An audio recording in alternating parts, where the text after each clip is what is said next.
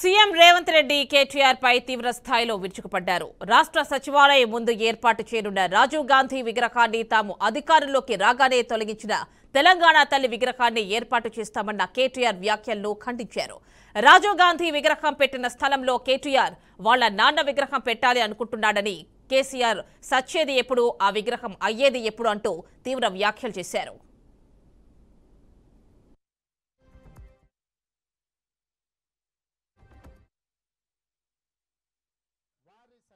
శ్రీమతి సోనియా గాంధీ గారు ఉక్కు సంకల్పంతో 60 సంవత్సరాల తెలంగాణ ఆకాంక్షను తెలంగాణ రాష్ట్రాన్ని ఏర్పాటు చేయడం ద్వారా వారు మన కళను సాకారం చేశారు.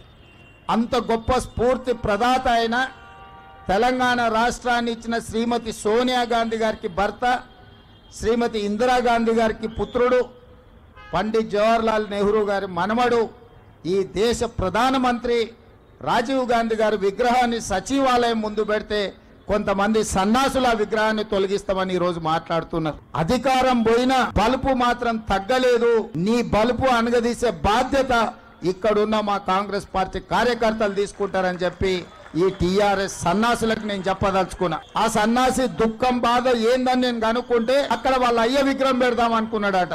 వాళ్ళ అయ్య పోయేదెప్పుడు, వీడు పెట్టేదెప్పుడు అక్కడ విగ్రహము?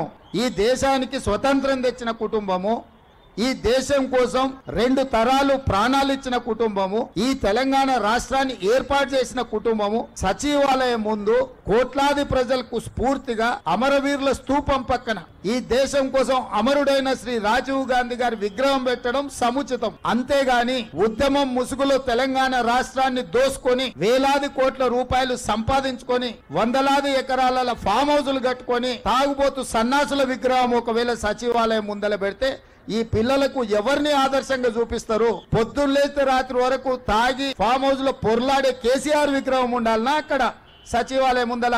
లేకపోతే దేశం కోసం ప్రాణత్యాగం చేసిన రాజీవ్ గాంధీ విగ్రహం ఉండాలన్నా తెలంగాణ సమాజం ఆలోచన చేయాలి. నిన్నటికి నిన్న సన్నాసి రాజీవ్ గాంధీ విగ్రహం తొలగిస్తే మేము అధికారులకు వస్తే అని అంటుండు. నేను ఒక్క మాట చెప్పదలుచుకున్నా. ఇక నాకు మంచి మాటలు రావు కానీ ఒక్క మాట అయితే చెప్పదలుచుకున్నా. ఎవడైనా శాతనైతే వచ్చి రాజీవ్ గాంధీ విగ్రహం మీద చేయి పెట్టారు బిడ్డ, చెప్పు దిగకపోతే చూస్తా నేను. నీ అయ్యా విగ్రహం కోసం, దేశం కోసం ప్రాణాలు ఇచ్చిన రాజీవ్ గాంధీ విగ్రహాన్ని తీస్తావా నువ్వు?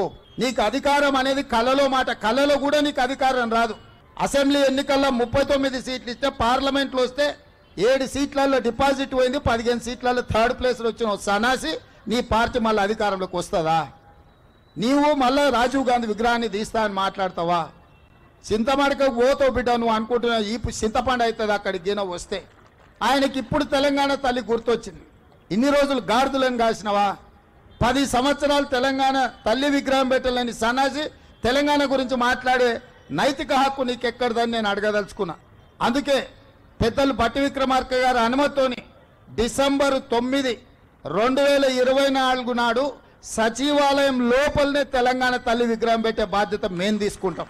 డిసెంబర్ 9, 2009 నాడు యూపీఏ చైర్పర్సన్ శ్రీమతి సోనియా గాంధీ గారి నాయకత్వంలో ఈ దేశ ప్రధానమంత్రి మన్మోహన్ సింగ్ గారి క్యాబినెట్ మంత్రివర్గం శ్రీ చిదంబరం గారు తెలంగాణ రాష్ట్ర ఏర్పాటు ప్రకటనను డిసెంబర్ 9 నాడు ప్రకటించారు. ఇదే కాకుండా మన నాయకురాలు శ్రీమతి సోనియా గాంధీ గారి జన్మదినం కూడా డిసెంబర్ 9. ఖచ్చితంగా తెలంగాణ తల్లి విగ్రహం సచివాలయం బయట కాదు, సచివాలయం లోపల తెలంగాణ తల్లి విగ్రహాన్ని ప్రతిష్ఠించే బాధ్యత నేను, మా మిత్రుడు బట్టి విక్రమార్క గారు తీసుకుంటాం. హైదరాబాద్ నగరంలో మా హనుమంతన నాయకత్వంలో ఈ కార్యక్రమాన్ని చేపడతాం. మా చిత్తశుద్ధిని, మా నైతికతను ఏ సన్నాసి ప్రశ్నించాల్సిన అవసరం లేదు. మీలాక మేము తాగుబోతులం కాదు, రాత్రి కోటి పొద్దున కోటి మాట్లాడడానికి, లేకపోతే మాట్లాడింది మర్చిపోయి మళ్ళా కొత్తది మాట్లాడడానికి మేమెవరము మీలాంటి తాగుబోతు సన్నాసులం కాదని ఈ వేదిక మీద నుంచి నేను చెప్పదలుచుకున్నా.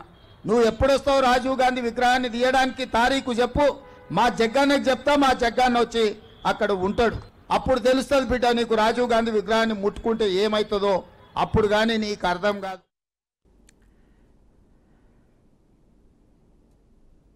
సీఎం వ్యాఖ్యలపై ట్విట్టర్ వేదికగా కేటీఆర్ స్పందించారు. మాటలు గుర్తుపెట్టుకో సీఎం రేవంత్ రెడ్డి.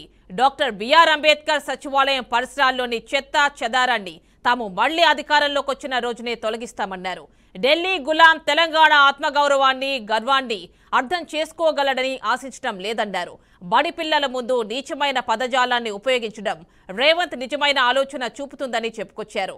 రేవంత్ మానసిక వ్యాధి నుండి త్వరగా కోలుకోవాలని కోరుకుంటున్నాను అని తన ట్వీట్ కేటీఆర్ రాసుకొచ్చారు.